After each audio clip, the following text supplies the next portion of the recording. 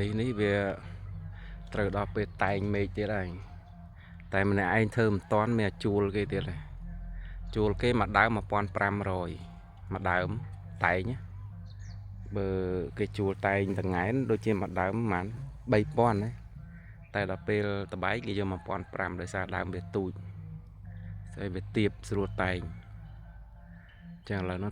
ទៅហៅគេមកតែងទៀតហើយធ្វើមិនតាន់ទេម្នាក់ឯងរវល់ហើយតនេខ្លះអីខ្លះយើងតនេបានតែមួយថ្ងៃពីរថ្ងៃដល់ចឹងធ្វើអត់តាន់ចឹងមានតែជួលគេមកធ្វើថ្ងៃនេះវាចៃមកទៀតហើយនេះអាចៃសហ្នឹងអាហ្នឹងអត់សូវអីម៉ានទេនេះវាយ៉ាប់អាពពួកនេះ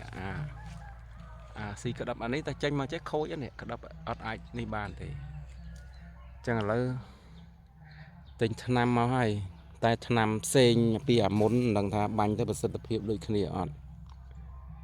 ព្រោះនោះវានៅដល់ខេត្តខ្ញុំអត់បានឡើងទៅខេត្តហើយសង្ឃឹមថាដាក់អាហ្នឹងទៅត្រូវកុំឲ្យបាក់ទៅទិញថែមតែអាចជួលទៅគេបាញ់ផ្សេងហាថ្លៃថ្នាំផ្សេង